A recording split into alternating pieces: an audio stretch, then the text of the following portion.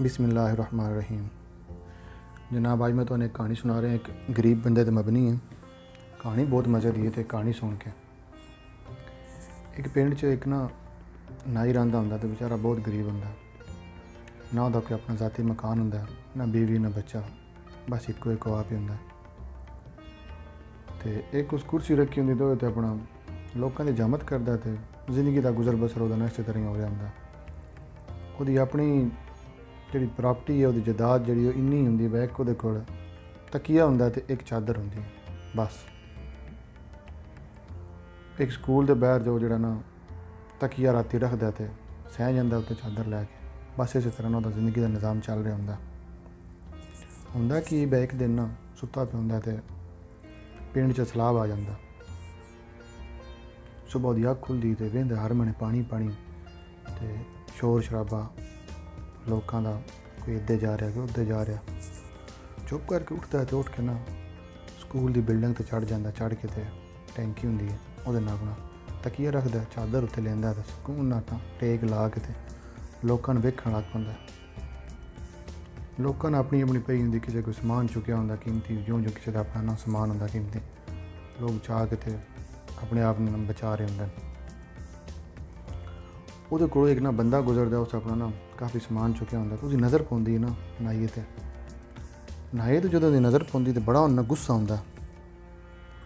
उन्हें आंदा बा खुदा दिया बंदिया, साड़ी हरशा डुब गई है, साडा इतना नुकसान हो गया, तू इन्ने सुकून उत्थे लम्मा पिया, कोई खुदा का खौफ कर, बा उठ के किसी की मदद कर तो अपना आप भी बचा।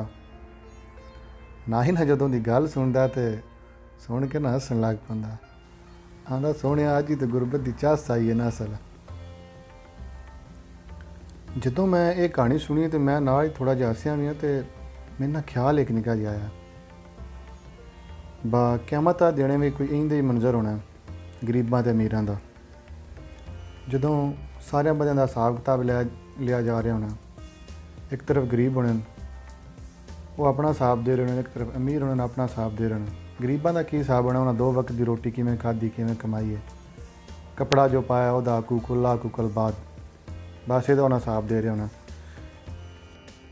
तो एक तरफ जनाब अमीरां दा हिसाब हो रहा होना, बस सोने प्लाजे, दुकानां, फैक्ट्रियां, गड्डियां, बंगले, इन्ना जनाब सोना, तुहाडे मुलाजम, हलाल हराम जिहड़ी तुसां याशी कीती है, ज़कात दित्ती है नहीं दित्ती, कुल्ला पूरे कीते नहीं कीते, कुल बाद सारा जनाब उन्होंने को पूछा जा रहा होना। तो जनाब जो उन्हें इन्नियां चीज़ों का हिसाब देना ना, तो बेचारियां कम रहे होना, तो पसीने तो पता नहीं की निज़ाम चल रहा होना। तो उदों जनाब जोड़े गरीब बंदे ने उन्होंने बेचारे नाईयार मुतमैन होना, तो लोगों को वेख रहे होने अमीरां उदों जो उन्होंने मतलब कि बनी होनी है, उन्होंने सुकून आना। तो उन्हें दिल में ना सोच रहे होना अज ही तो सोने गुरबत की झस्स आई है ना।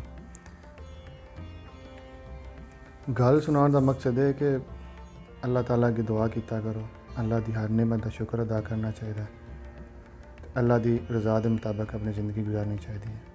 अल्लाह ताला सानू अल्लाह